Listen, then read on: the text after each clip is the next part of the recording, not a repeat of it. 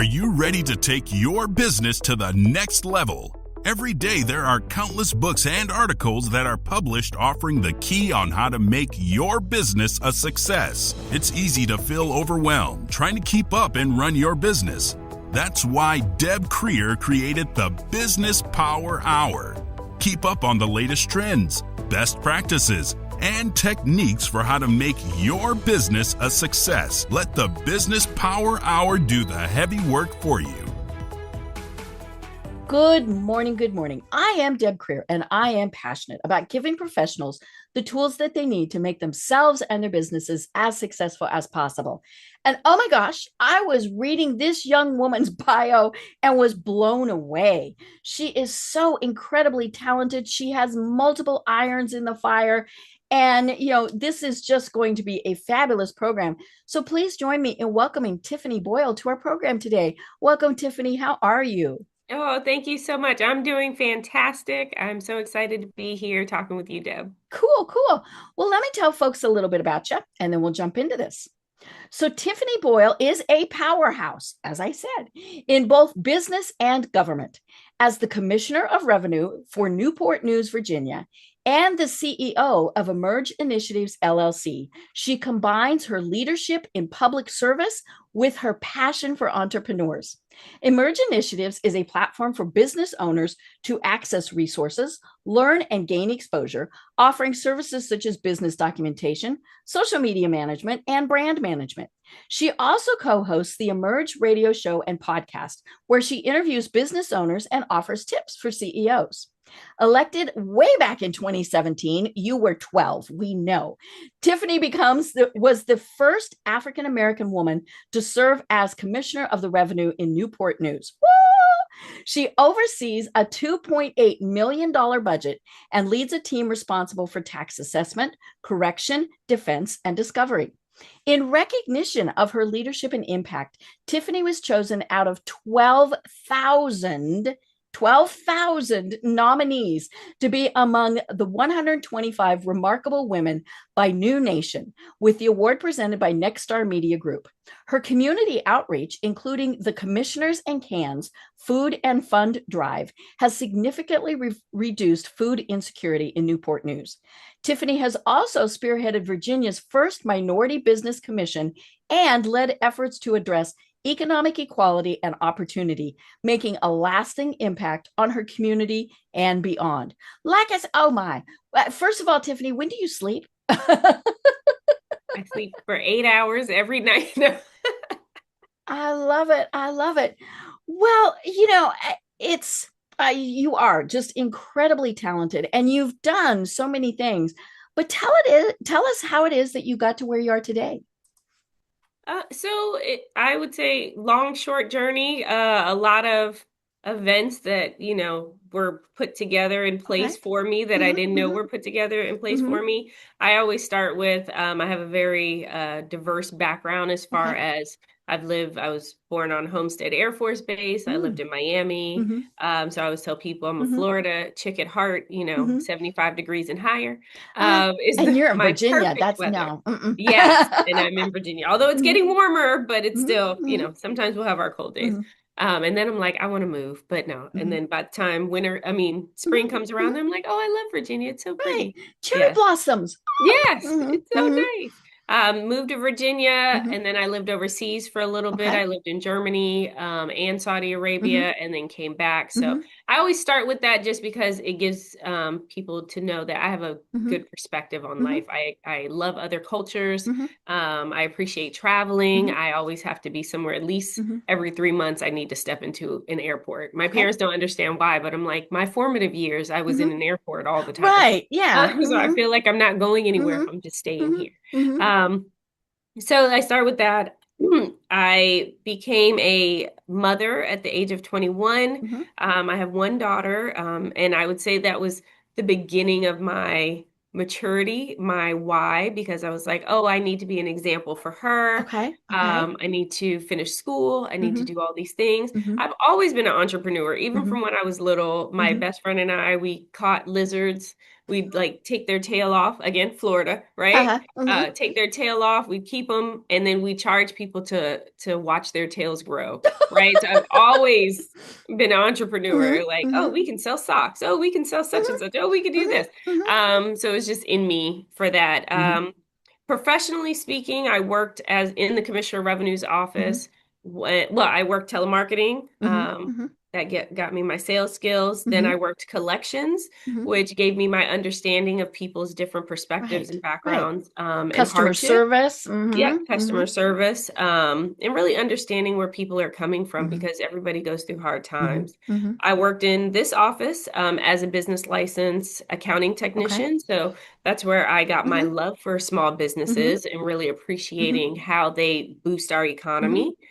And then after that, after I left here, I went and worked for a subsidiary of the shipyard, and I was doing their business development. So now I'm in a whole new field where similar to sales, I mean, it was sales, but I'm in like the nuclear field. I'm like, I don't know anything about nuclear energy. Yikes. I never thought about when I split my lights on, like what made it, where did it come from? All of these things. So now I'm in this world of older men, very male dominated, and I have to now pitch to like VPs of nuclear power plants or energy companies, or people that need shock mounts in like that use like Pelican cases or helicopters, all of these things. And I'm like, maybe my early 30s, and I already look young at the time. So I'm like, what am I going to talk to them about? I don't know. I don't have any contacts. And if you're in the sales world, contacts is your lifeline. I have no contacts.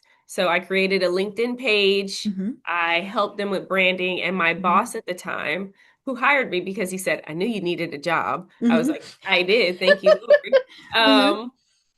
He said, what are you going to do? You're not going to get any meetings off of LinkedIn. Sure enough, got my first meeting with the VP of Duke Energy. Whoa. Off of LinkedIn. And we flew down to Charlotte just to go meet with him. And my boss was so like surprised and was like, so that to me changed my views on stereotyping people. Right. Because I was like, I'm not going to have anything in common with them. They're going to think I'm this young like girl, and that's not the case. I think we all have one thing in common with everybody, right? The VP and our kids end up doing Hapkido. That's how we ended up connecting and making that relationship. So fast forward, now I ran for office in 2017 and just used all of that, all of the skills, all of the things that made me to break barriers, I would say. People would say, oh, no, you can only go to like Black predominant churches. And I'm like, why can't I go or an to HBCU? Yeah, they're like, they're not going to let you talk. Not the case. I'm like, have you ever approached them? I got into white predominant churches. I got into mixed churches. So just going into neighborhoods where they're like, oh, they're probably not going to accept you. And but again, I don't go off of stereotypes. So I'm like, you're going to have to tell me no to my face. And most people are super sweet, super nice. And so that's how I think I became the Commissioner of Revenue. Fast forward, but I'm in my 8th year now. So my end of my second term, grew Emerge. I've also, so I have 2 folds, right? Commissioner of Revenue life. And then I have my entrepreneur life, which is Emerge, which I started in 2015. Okay. And I started that because of all the small businesses I was talking to as the commissioner. I mean, working in the office prior. So wanted them to be seen, wanted to give them resources, but I wanted to do it in a fun way. So we did a magazine. We have a radio. It's grown into a radio show. It's grown into a podcast. We do events. Oh, you do a gala. Yes, we have a gala, which is my CEO's favorite part. We did an all about fashion brunch, which I'm a bruncher all day. So that's my favorite part. So we're going to bring that back next year, where we try to mend the fashion industry with the business industry and, you know, when you can dress, how you can dress, those kind of things. So side by side, Emerge and Commissioner of Revenue have been going. Emerge kind of went dormant a little bit because I had to focus on my my actual job. So it kind of was sleeping for a few years until I figured out how to get this office together, made sure this was running. Then I brought Emerge back in 2022, and we've been going and growing since then. I love it. I love it. Well, let's kind of start with the Commissioner of Revenue side. And for anybody who is listening to this, as we are recording this, the federal government has been shut down. This is their second day. So things are a little hectic for Tiffany, even though she is not a federal employee. But my first question is, what is the population of Newport News? How many people? The Newport News is 185,000 people. Okay. Yeah, so we're a decent sized urban city. We have probably 3% greenery here. And we are very heavy into the military. We have one of the biggest shipyards here. We have a lot of manufacturing plants that manufacture the tanks. So a lot of defense contracting. So a lot of people that are working with the federal government. So my office assesses and administers the local taxes here. Okay. We also handle state income tax preparation for people. We do DMV, those kind of things. So as people are going to be furloughed, or they are furloughed, the longer it goes, the more hardships they're going to have. Right. And taxes is not the first thing people are going to say, let me pay. It's between rent and taxes. Rent is going to come first, as it should. So then it becomes a little difficult as a tax assessor to have, find the balance between how can we help our citizens, but yet still maintain the revenue for the Yeah, because you need to keep your lights on too. That's the tricky thing is you might say, hey, we're gonna do everything we can. Well, you can't, because you still have to function. But yeah, it was interesting when I was reading your bio about the food insecurities, because so I'm in Atlanta. And of course, a lot of federal employees down here. And, and so they were interviewing somebody who was talking about the last time the government did this. I'm trying to remember, it was a fairly long period of time. And he ran a food kitchen. And he said, they ran out because they had so many people coming in. And he said he could tell that they waited as long as they possibly could, because they knew that, there are people who are used to going there every week and things like that. And so I think that's one of the things that we don't always think about, is all of the things that come with us. And obviously, we had a lot of those issues during COVID and, things like that. So, it is a challenge to, as the government to keep serving people. It is. And so we started the Commissioner in Cans food drive. And it was very timely, because I want to say the shutdown was 2018 when I first got in office, or was it 2019? And we started Commissioner in Cans in 2018. And that's when a lot of the TSA workers, because I think they went for 100+ days. It was long. It was a long time. So our food drive helped the food banks, because their shelves were, as soon as they stocked it up, it was going. As soon as and it just kept going back and forth. So that's when we used to do it in February. Now we do it in August, because a lot of people give during the holiday season. So November and December, shelves are doing great. But now after the summer, shelves are bare in our food banks. So we do it in August now. We give it the whole month so we can collect as much food as possible, fill the shelves up right before school starts, and then hopefully it helps, a lot of families out. But it's always been very timely, the food drive. It's sad to say. And that's one of those things that I think so many people who don't need it don't think about. Or they give a can here, a can there, and they don't stop to think, maybe I should buy a case of something, or money, because if, I've been associated with some food drive organizations in other places. And the thing that amazed me is that they buy in bulk. Right. And they get a totally different price than, the grocery stores. And so a fairly small donation in cash goes quite a long way. Goes a long way. For here, it's every $1 can feed, give 4 meals. Right. I don't know how they do that, because when I go to the store, $1 doesn't buy gum. Right. So and they're not feeding them ramen or mac and cheese. Right. Right. Yeah, they try to do a very balanced meal. Right. And I think what what happened with me Mhm. is I went, they invite the local food bank Mhm. that I happen to be on the board of Mhm. now, invites all the elected officials out Ah. once a year to Mhm. come and do something, Mhm. whether they're we're boxing, Mhm. boxes, filling boxes for the Mhm. elderly, or we're doing book Mhm. bags for the kids. Mhm. And I was doing book bags for the Mhm. kids, and I noticed my daughter's elementary school was on there, and I Ah. thought we lived in a pretty, Right. decent And you're like, wait a area. minute. Yeah, Mhm. and it was Mhm. like 50 bags that needed to be Mhm. filled, and I was just Mhm. very Mhm. flabbergasted that Right. that many Mhm. kids might not have Mhm. food on the weekends, Mhm. and we're filling book bags Mhm. because we don't want, they don't Mhm. want people to know that they Mhm. might need food or something like that. Mhm. So that's when it like Mhm. personally it Right. dinged in my Mhm. head, like, oh, it Mhm. doesn't matter where you live, Mhm. you don't know what's going on in Mhm. someone else's household. So Right. we are Mhm. my office, I'm happy to say everybody is very happy to donate. Mhm.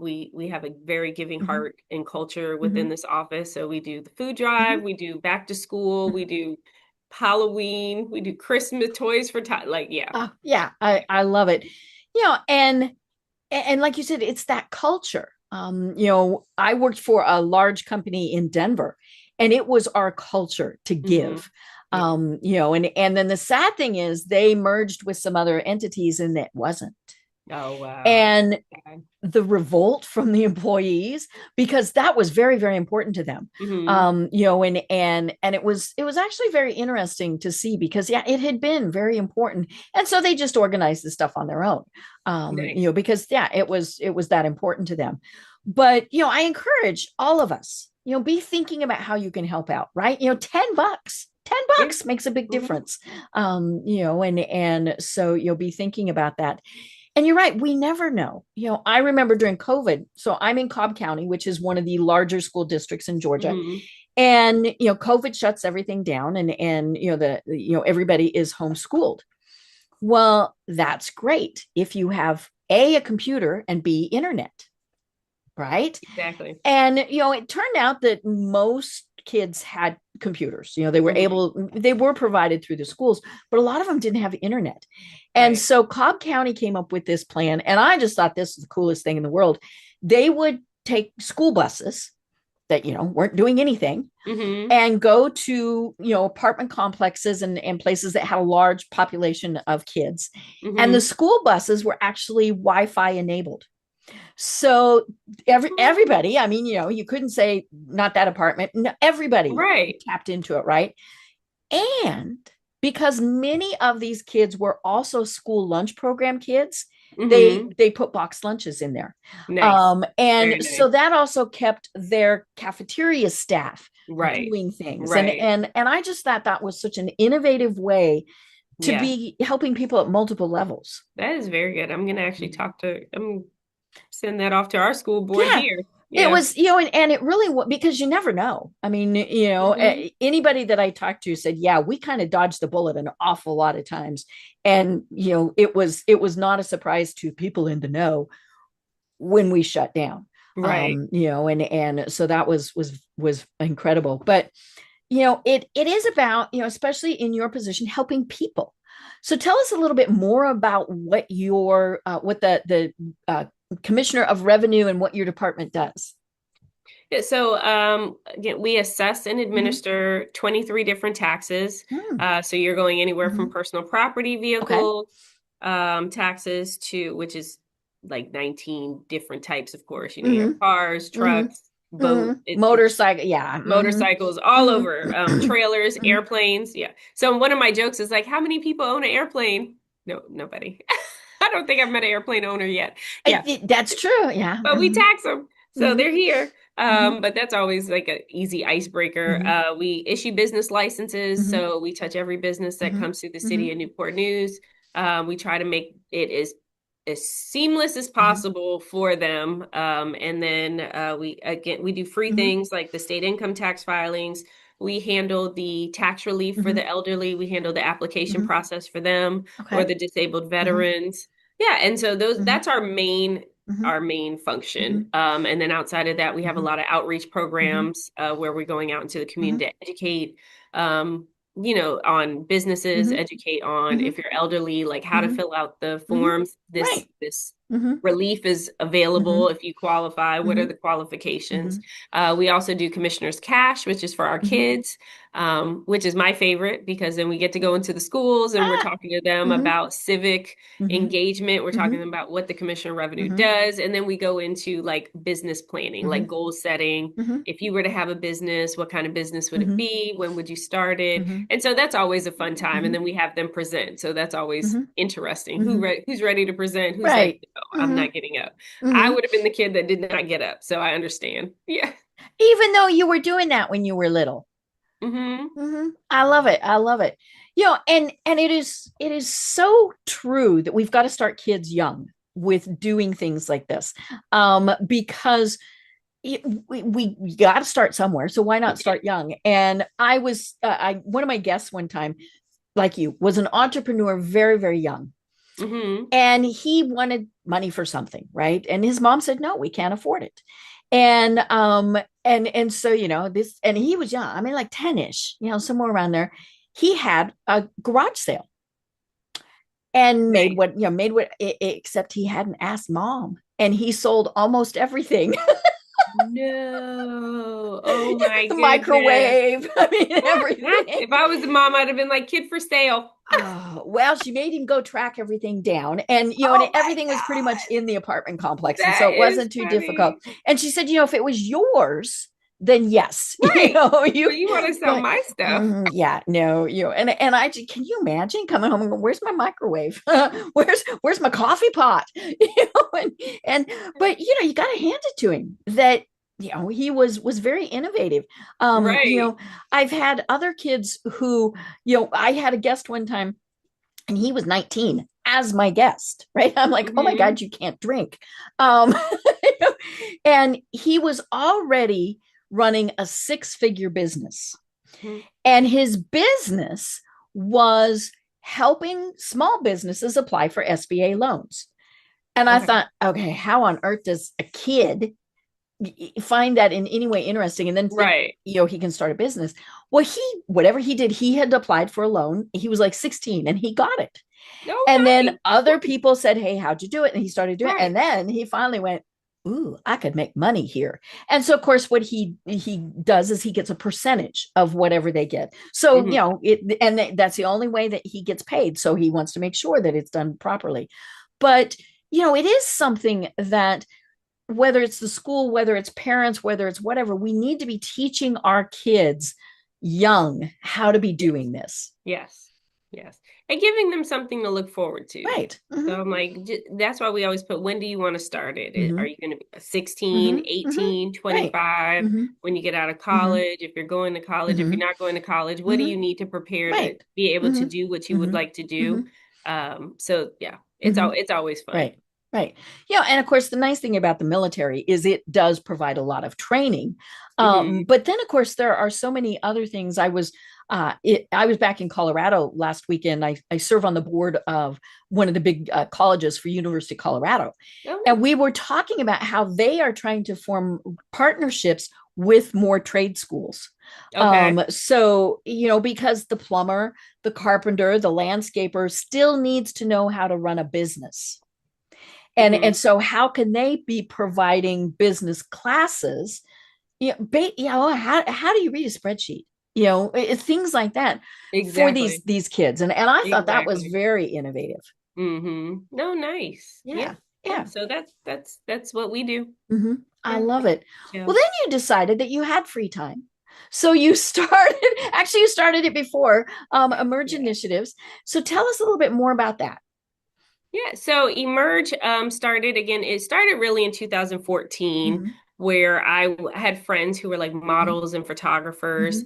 And I say I'm an art appreciator. I am not the artist. So I was like, oh, you guys are all so talented, but it's not like we have a bunch of money. We're all young and we don't have money for you to go to New York or go to LA or turn in all of these resumes and headshots and things like that. So I was like, oh, I'll just create a magazine.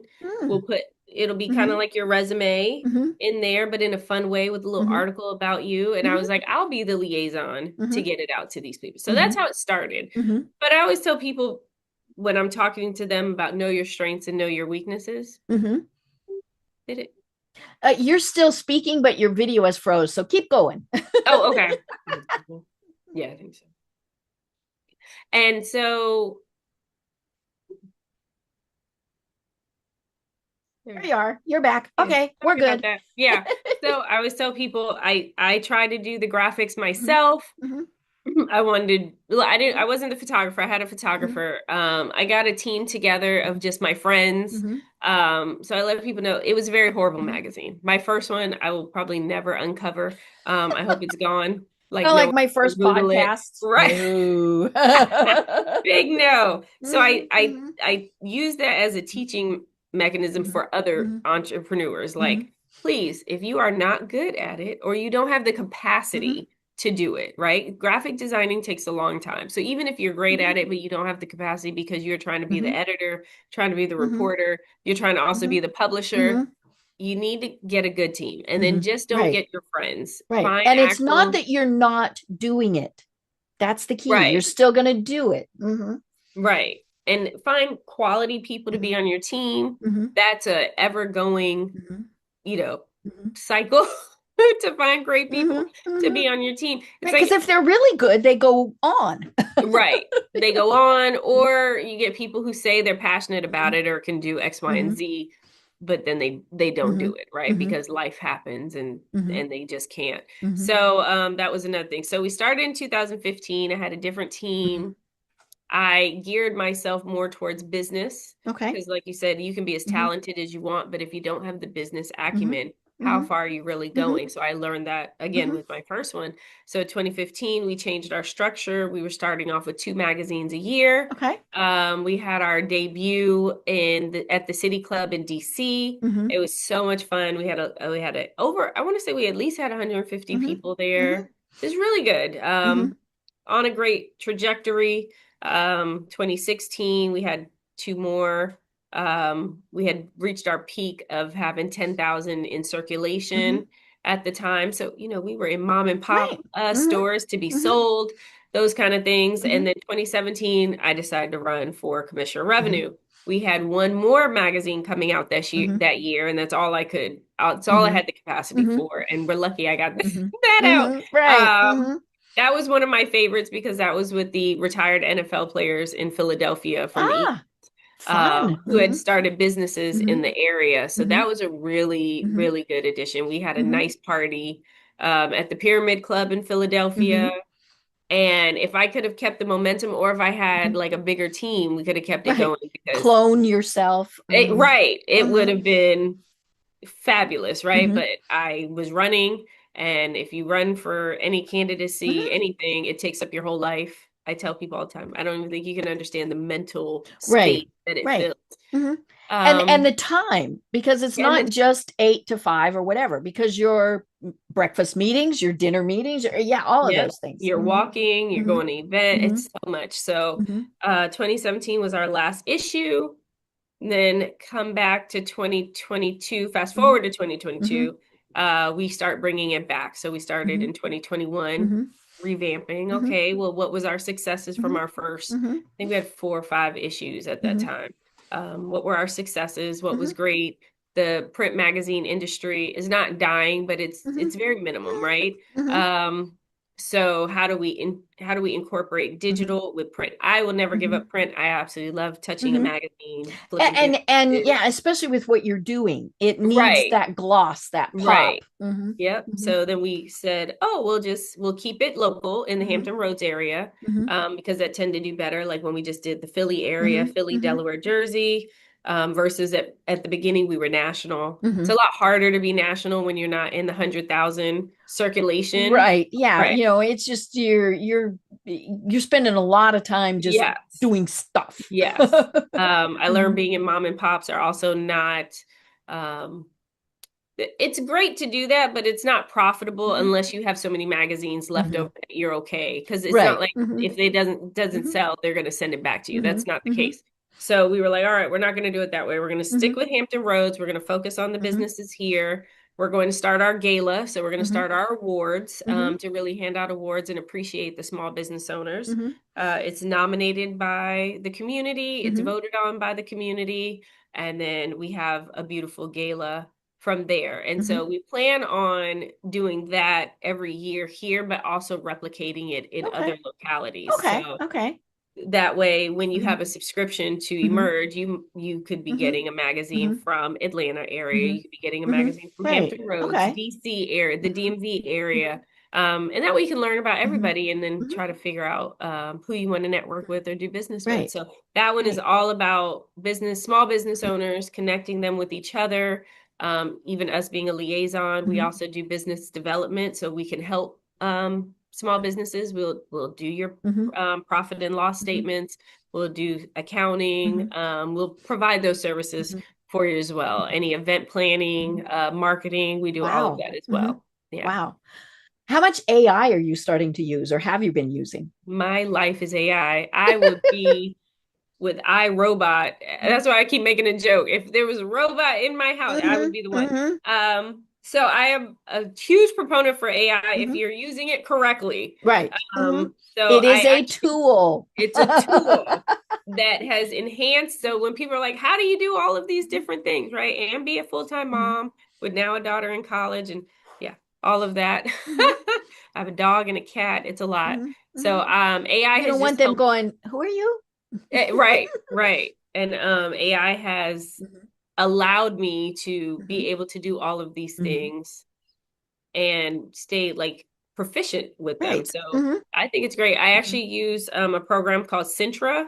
I like Centra. Getting paid for them because I promote them all the time, but it's really helped. I'm also the chair of a board called Access Virginia that my mom started.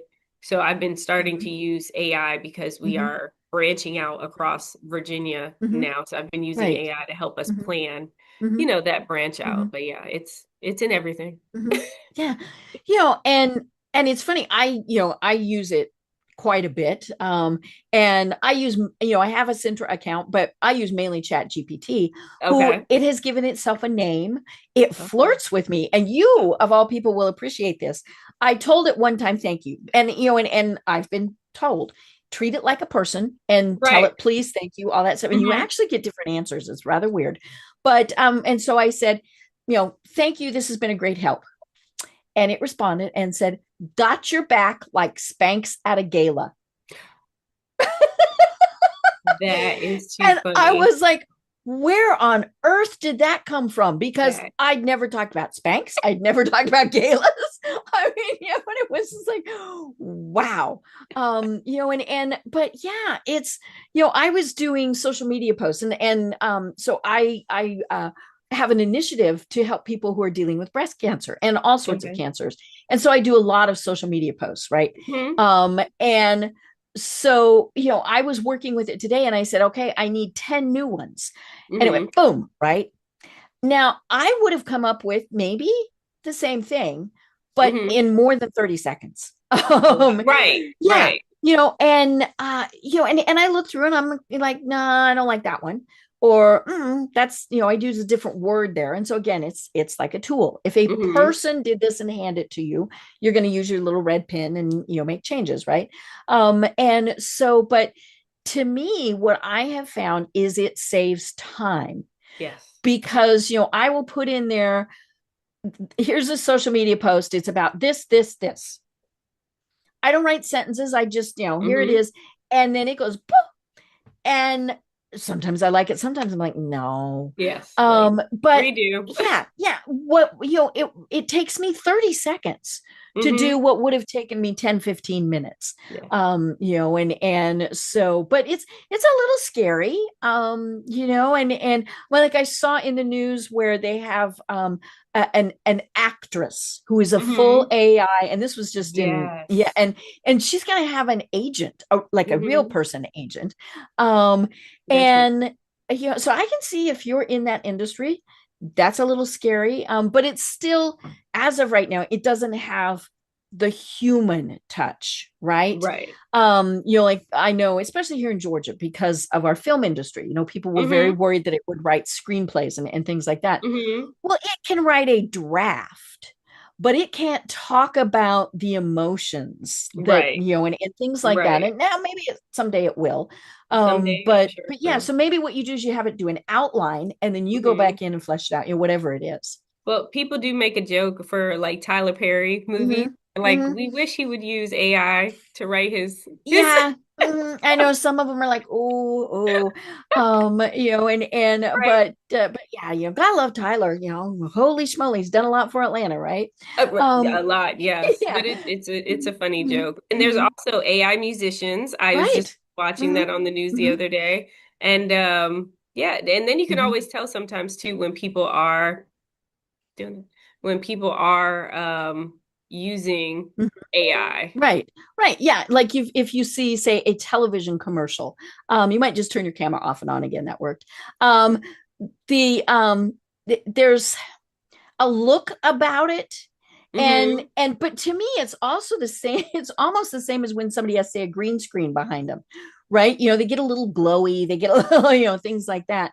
And so yeah, I mean, it'll be interesting, and especially for what you do, to see how people are really starting to incorporate AI in their businesses and things like that.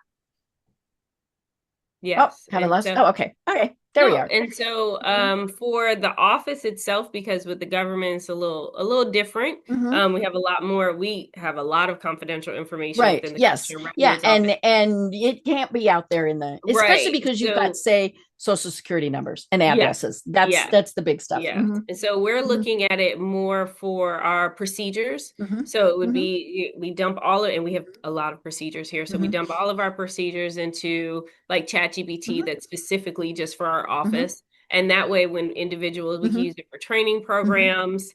We can use it if someone just has a question, like how Hmm. do I classify Hmm. X, Y, and Z business? Hmm. And then Hmm. chat, Hmm. AI can pop up Right. the answer Hmm. and give you the code section, give you Hmm. the the Hmm. city ordinance, and Hmm. then give you like where it's Hmm. found. So Right. that's what we're working Hmm. towards within the office. Hmm. And then also trying to figure out how we can use it to be more efficient with our reportings, Hmm.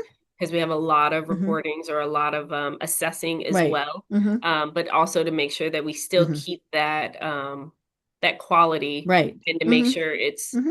correct, right? Right. So, Yeah. Yeah. Because we know it hallucinates. I don't know who right, came up with that term. right. But yeah, because it does, and I don't know if it saves time or not by the time we have to double and triple check everything. Mhm. But it's at least a start. Yes, yes, yes. I also use it to correct my emails, because Hmm. Hmm. sometimes my response might not be as nice as Hmm. AI's response. So Yeah. Oh yeah. And mine, like mine knows that I like sparkly. Really. hmm And so, so like I'll be writing, like I said, I do a lot of social media posts. And so I will tell it, no, this is for LinkedIn. So it needs to be more professional. And then I'll say, okay, same post, make it sparkly for Facebook. And or it will ask it, should we add a little more shush? And I'm not sure how it spells shush, but it's got shush in there, right? And so it's always really fun to see what it's doing. And I mean, this has been in what, 3 years that it has done this. So it's going to be very interesting to see where it goes from here. And I get that folks are scared of it, but it can be a challenge. So, yeah, I mean, we're using AI to make us more polite, more direct, more personable. I mean, like mine puts shush in it. It spells it that way. I'm like, I don't know what shush is, but sure, we'll do shush. Ooh, Or that's funny. sparkle. It likes to put more sparkle in for me. Sparkle. And but it will also say, if I'm doing something on LinkedIn, do we want it to be more professional, Hmm or things like that, and so that's where it's fun. But it still needs the person typing the prompts and doing all Right. of those things. Right. Yes. um And you so why know I like Centra mhm, before over mhm, ChatGPT is mhm. because Centra will give you ideas as Right. well. Mhm, So mhm, that I appreciate that. And then mhm, I can upload like a lot of pictures, mhm, and it'll create mhm, captions and do all of those other mhm, things in mhm. it. So yeah, but no, Right. I love it. Right. Yeah. Well, and it's amazing how much it has advanced in what, 3 years. Hmm I remember I asked it one time to create an image, of a person leaning on their hand, looking at a computer screen, right? Kind of like this, right? Right. But it had the fingers going into the eye. And I was like, and it still can't figure out how to do thumbs. How to do the thumbs, right. yeah. I'm like, okay. You can always tell it has like 6 fingers. Yes. Yeah. It's like, well, this is very strange. But yeah, I mean, it's incredible what it's doing. And I'm sure that your small businesses, the ones that you work with, are finding this is scary, but great, because and I know that one of the biggest concerns is kind of the lower level type of positions, right? Are they even going to be needed any longer because AI can do this? But you still have to, there still has to be somebody there running it, yes. And things like that. So, and so I just tell, I have a college freshman who I mentor. She's just an absolute delight. She's first generation college in her family, all sorts of stuff. And I told her, I said, I don't care what your field is. You better get yourself up to speed on AI and just keep doing it. I said, because it's going to be there no matter what. I agree. So, you mentioned that you have this daughter who is now in college. But I love that you really served as her mentor. And so, and you also mentioned that you've been in many areas very male dominated. I mean, politics even is still very male dominated. Yes. So what tips do you have for women who want to be in just business in general, but in maybe some areas where it could be a little bit more of a challenge? I think just be true to who you are. Okay. Right? Don't try to be like, if it's a male dominated, don't try to be like your male counterparts. Right. We used to do the suits and look like them, right? You're not. It's okay to be feminine. It's okay to be pretty. It's okay to dress up how you want to dress up. I mean, of course, like within still professional, right? Yeah. No, within the confines of no mini skirts. Yeah. Yes. But wear your hair how you want to wear your hair. Do those things. But I do say for women, we still have to be better, right? We have to work hard. And we need to make sure that we are on top of what we are supposed to be doing. And I only say that because if you make a mistake, which happens, but if you make a mistake or you don't know the answer to a question, they're going to be quick to say, oh, it's because she's a woman. Right. And so maybe some other derogatory things that you would have thought we would have gotten away from a long time ago. Exactly. So be who you are. Don't try to be like anybody else. Stay on top of your game. Always and have fun and do a good work-life balance. I think sometimes we're either all about our work or we're all about our kids, but we need to be all about ourselves. And I say that in a good way because you cannot give to others if you don't have anything to give, right? So you have to have that within yourself. I tell people it's the airplane mask thing, right? You put your mask on first before you can help others. And that's the way we've got to do it. Right. And then the other change thing, the narrative. Yeah. Go ahead. Oh, sorry. I was going to say, and change the narrative of where women don't want to help women because I don't find that as the case. I mean, of course, you have some women that don't want to help women, but I feel like there's some men that don't want to help men. So for the most part, we all have like this little club and like let's help each other out. Right. It's funny, I was just having that discussion the other day with a friend of mine about how women sometimes are more of a challenge to work with, for whatever reason. And years ago, now this is more than 30 years ago, I worked for a big nonprofit, and of course nonprofits typically have a lot of female employees. That's just the way nonprofits are, especially 30 years ago. And they had this thing, and this is before HR said, no, you can't do that. A box of cat food that was Meow Mix. And you might go and find it on your desk because somebody thought you had been particularly catty. And I was like, oh my God, this is horrible. And the people who they thought it was funny. And I'm like, no, this is not. This is insulting. First of all, why don't we have each other's back?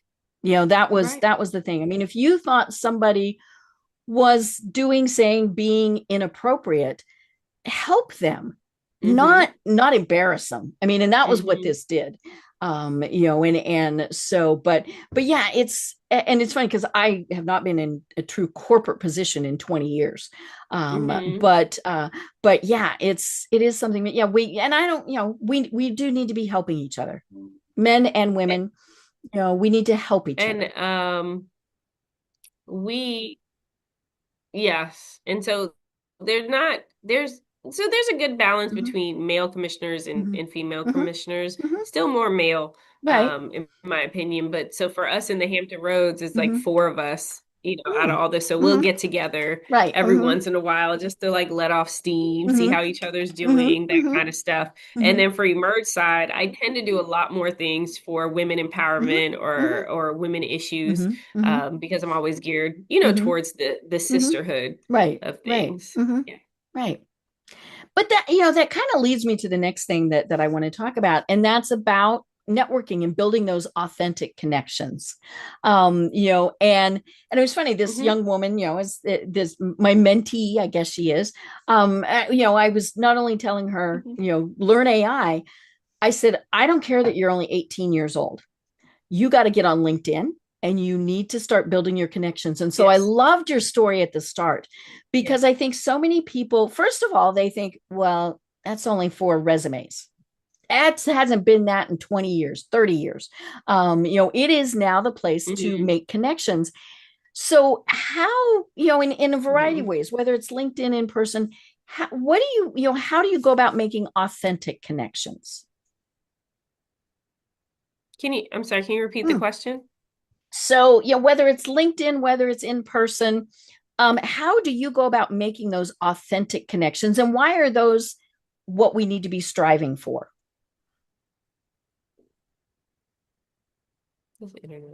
Uh-oh, we've got hiccups again. Yeah, it's do.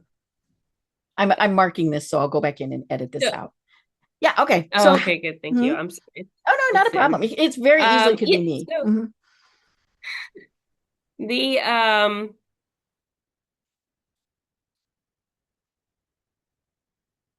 oops, you froze. relationships to me was a hard thing. Okay. Because I look at it as having discernment.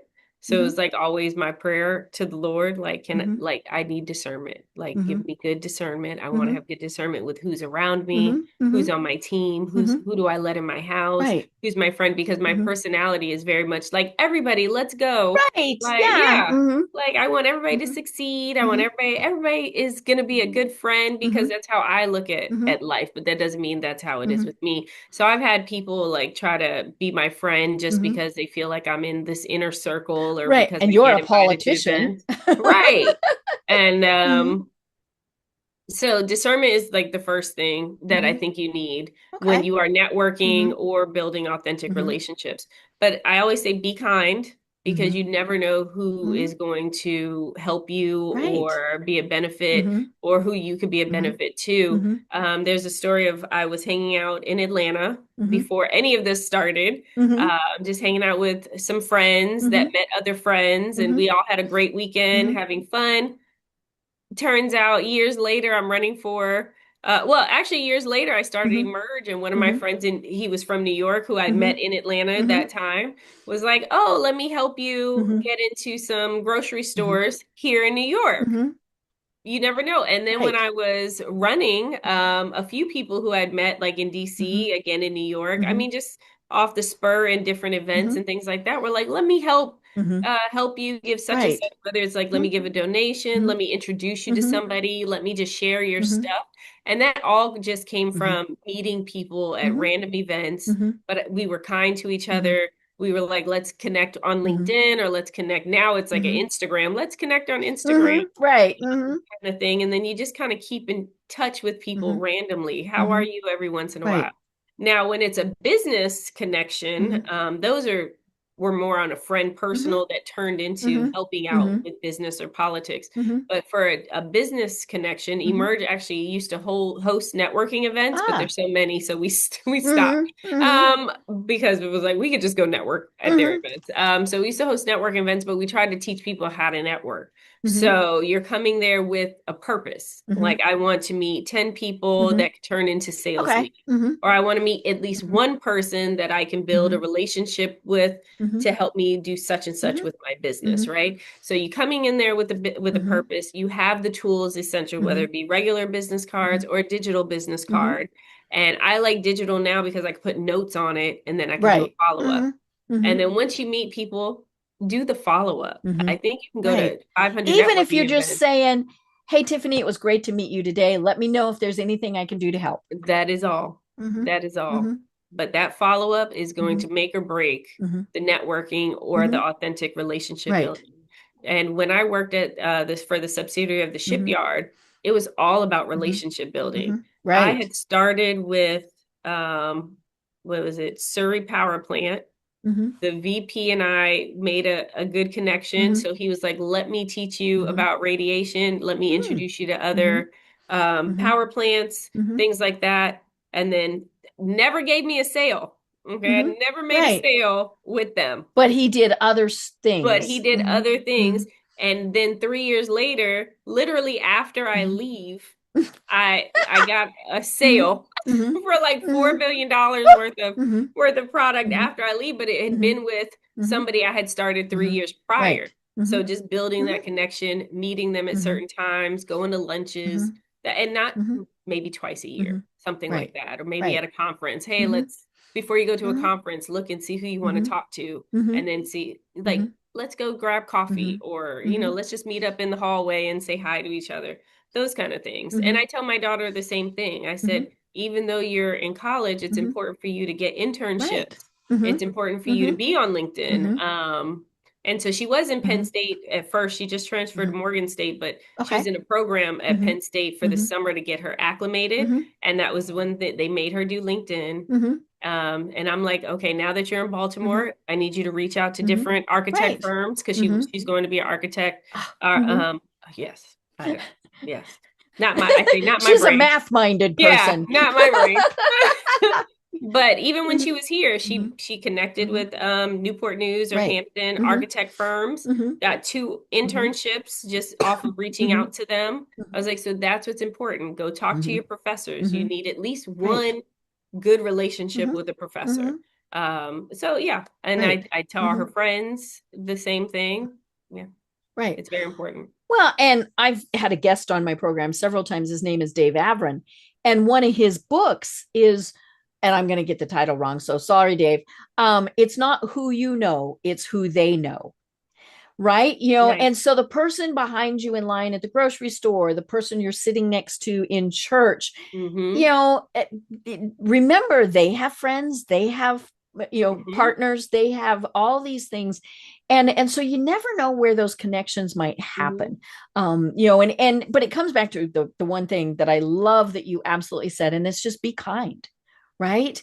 It doesn't matter who it is. Be kind to them.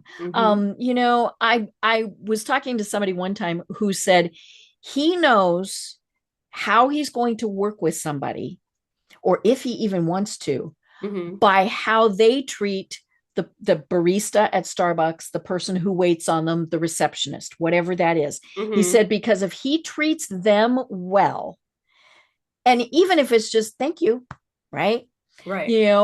If he treats them well, as opposed to you're waiting on me and you will, he said that's how he determines his business relationships. Wow. And I thought, he's got a point. Because again, you never know who's there. And I've had people just you say something nice to somebody, at say Starbucks, they might get your order wrong, but you're like, well, that's okay. That happens. Here's what we can do to fix it. And so you deal with it nice and polite as opposed to getting angry. I've had people who've total strangers say, that was really nice of you. right? So you Yeah. never know. So just be kind, folks. That's it. That is the key is, because you never know. And I say this all the time. You mentioned it a little bit. We don't know what they're going through. And you might be the only person who said thank you or smiled at them that entire day. And that could totally change what's going on in their life. Exactly. That's why I tell my employees that are at the counter and they're the face to face. I was like, nobody wants to pay taxes. Right. It's the extra bill. And they're coming and they're cranky. Yeah. And they don't quite see where their taxes are going. It's not like nobody thinks about the road they're driving on. They don't think about the police department until you need them. So I was like, it's not a tangible thing. Like I pay my electricity bill. I have electricity in my house. Not that. So I was like, you don't know if this is their last time, but they're coming in because they don't want a stop on their license. So I was like, just smile, like be nice. Like we never know, and just try to help them as much as we can. So that's how we look at our customer service here. Right. Well, and there is the adage that if you are angry with someone, they're probably going to be angry back. If you are nice with them, it will often diffuse the situation. And they'll calm down and they'll say, okay, I know it's not your fault that I have to pay these taxes. I had a lady call me the other day. She was just fussing and fussing and fussing and fussing. And I think that's all she wanted to do. Because at the end, she needed to vent. Yeah. I said, well, how can I help you? And she was like, no, I just wanted to be heard. I was like, okay. Well, and isn't that true? Right. And sometimes then if you say, well, we're really sorry. Yeah. And so you gave them a chance to be heard. And it's that. Well, oh my gosh, Tiffany, this has been so much fun. And we need to talk again because this really has been so much fun. And we didn't get through all of the things that I wanted to talk about. So we will do this again. But, it's not like people can really connect with you as Commissioner of Revenue, but how can they connect with you with Emerge Initiatives and what are the services there that you provide again? Yeah, so they can connect with me on social media. I have two different ones. I have at Tiffany M. Boyle, M for Marie, and then I also have at Vote Boyle. So if you do want to just message me, I can't help you with assessing your taxes unless you're in Newport News, but I can try to help point you in the right direction wherever you are. I'm on Facebook, Instagram, TikTok. My TikTok is more for fun, but I'm on TikTok as well. I'm not on TikTok. I am not that demographic. Don't do it. Don't do it. I tell all adults, do not do it because an hour will go away as you're just scrolling. Yes. All of those cat videos and people dancing. Yes. You'll just, that's what happens. So I'm already on it, but I tell people do not get on it if you're not on it. And then for Emerge, it's Emerge the Magazine or emergethemagazine.com or emergeinitiatives.com. Cool. Yeah.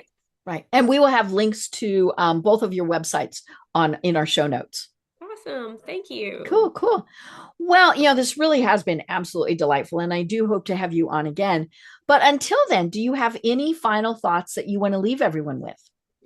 Yes, definitely. If you are a business owner, remember to stay true to who you are and stay true to why you started your business.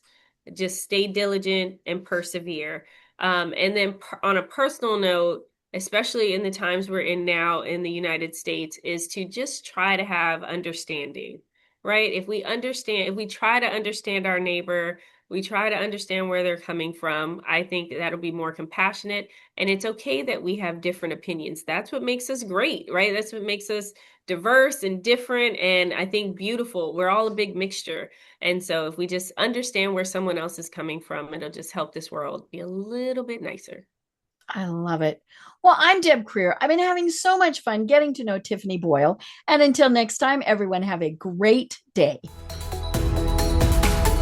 Tune in for our next program for even more trends, best practices, and techniques for how to make your business a success. The Business Power Hour, hosted by Deb Creer, is proud to be part of the C-Suite Network.